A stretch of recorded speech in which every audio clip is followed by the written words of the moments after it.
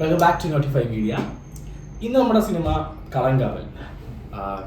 Jithin K Jose സംവിധാനം ചെയ്ത Mammootty main villain റോളിൽ വരുന്ന വിനായകൻ നായകനായി വരുന്ന സിനിമ പോയി കണ്ടു. നമുക്കറിയാം, ഇത് നമ്മൾ ചോദിച്ചിരുന്നു, ഇത് മറ്റേ സൈലന്റ് മോഹൻ്റെ സിനിമയാണോ എന്നുള്ളത്. അതാണ് ആദ്യം വന്നിരുന്ന ഔട്ട് എന്നുണ്ടെങ്കിൽ നമുക്ക് പറഞ്ഞു സൈലന്റ് മോഹൻ്റെ കഥയല്ല, അതുമായിട്ട് ഇൻസ്പയർഡ് ആയിട്ടുള്ളൊരു കഥയാണ്. ഇത് സൈലന്റ് മോഹൻ്റെ കഥ തന്നെയാണ്, പക്ഷേ നമുക്ക് പറഞ്ഞ പോലെ ഇൻസ്പയർ ചെയ്ത് അതിലേക്ക് ഒരുപാട് കാര്യങ്ങൾ മാറ്റിയിട്ടുണ്ട്. കുറച്ചുകൂടി ത്രില്ലർ ആക്കാനും എക്സൈറ്റിംഗ് ആക്കാനും ശ്രമിച്ചിട്ടുണ്ട് ഈ സ്ക്രീൻ പ്ലേ ആണെങ്കിലും അതിലെ എല്ലാവരുടെയും ആക്ടിങ് ആണെങ്കിലും, പ്രത്യേകിച്ച് മമ്മൂക്കയും വിനായകനും. എനിക്കൊരു വിനായകൻ്റെ അഭിനയം ഭയങ്കരമായിട്ട് ഇഷ്ടപ്പെട്ടു. അതായത് ഒരു ക്ലൈമാക്സ് എടുക്കുമ്പോൾ നമുക്ക്, അതായത് ക്ലൈമാക്സിലൊക്കെ വിനായകൻ്റെ പെർഫോമൻസ് ഉണ്ട്, അത് കിട്ടില്ലായിരുന്നു. അതുപോലെ മമ്മൂക്കാൻ്റെ പെർഫോമൻസ് ആസ് എഫ് നമുക്ക് അറിയാം മമ്മൂക്ക എങ്ങനെയായിരിക്കും. എൻ്റെ ഒരു ക്യൂരിയോസിറ്റി എന്ന് പറയുമ്പോൾ തന്നെ നമുക്ക് ഈ സിനിമ എങ്ങനെയായിരിക്കും, മമ്മൂക്ക എങ്ങനെയായിരിക്കും ചെയ്തത്. ഇപ്പോൾ സൈലന്റ് മോഹൻ്റെ കഥ അറിയുന്നവരുണ്ട്, അറിയാത്തവരുണ്ട്. അറിയാത്തവർക്ക് ഈ സിനിമ കുറച്ചുകൂടി എൻഗേജിങ് ആയിരിക്കാം, അല്ലെങ്കിൽ എന്താവും ഇനി സംഭവിക്കാൻ പോകുന്നത് എന്താണെന്ന് മീൻസ് ഇത് അറിയാതെ പോകുന്നതായിരിക്കും ഈ സിനിമ കുറച്ചുകൂടി ആൾക്കാരെ പിടിച്ചിരുത്താന്ന് എനിക്ക് തോന്നി പേഴ്സണലായിട്ട്. ഈ കഥ അറിയാതെ സിനിമ പോയി കാണുന്നതായിരിക്കും.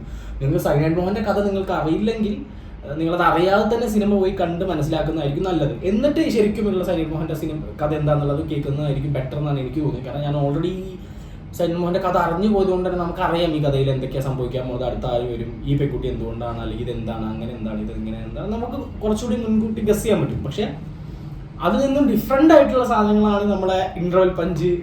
ഇൻ്റർവെൽ പഞ്ചിലാണ് ഇത് ആ കഥയല്ലല്ലോ, ഇതിൽ ഇങ്ങനെ കൊണ്ടുവന്നാൽ അതെങ്ങനെയായിരിക്കും ഇനി വരാൻ പോവുക എന്നൊക്കെ നമ്മൾ ചിന്തിക്കുന്ന ഒരു ഇൻ്റർവെല്ലാണ് സിനിമയുടെ ഫസ്റ്റ് ഹാഫ് നമുക്ക് അറിയുന്ന കാര്യം തന്നെയാണ് ആ സിനിമയിൽ പറഞ്ഞു പോകുന്നത്. പക്ഷേ സെക്കൻഡ് ഹാഫിലോട്ട് വരുമ്പോൾ അതിലൊരു കുറച്ചുകൂടി നമ്മളെ തന്നെ കുറച്ചുകൂടി എക്സൈറ്റ് ചെയ്യിപ്പിക്കുന്ന ഇനി പൊളിക്കും എന്ന് പറയുന്ന കുറച്ച് സംഭവങ്ങളിലോട്ട് കഥ മാറുന്നുണ്ട്.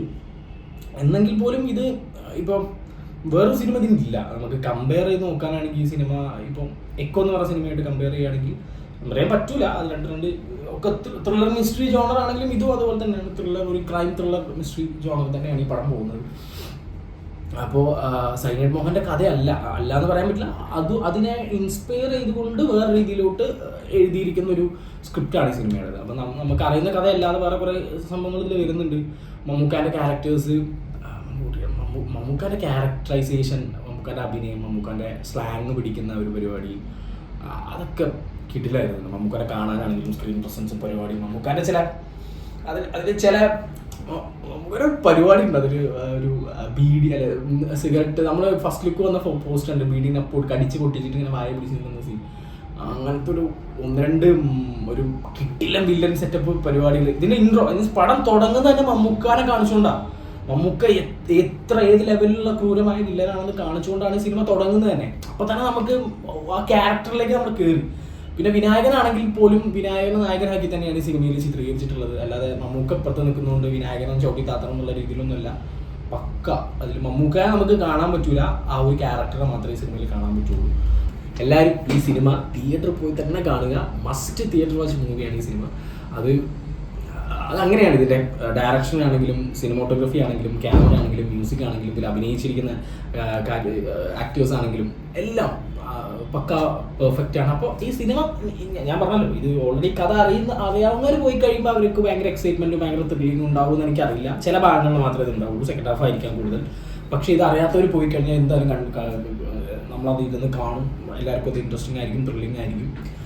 മമ്മൂക്കാൻ്റെ മറ്റൊരു നാഴികകൾ എന്ന് പറയുന്നത്, മമ്മൂക്ക അല്ലാതെ ക്യാരക്ടർ ചെയ്യാൻ ക്യാപ്പബിൾ ആയിട്ടുള്ള ആക്ടേഴ്സ് ഉണ്ടോ എന്ന് ചോദിച്ചാൽ ആക്ടേഴ്സും കൊണ്ട്, പക്ഷെ അവർ ചെയ്യുമ്പോൾ അത് വേറെ രീതിയിലായിരിക്കും.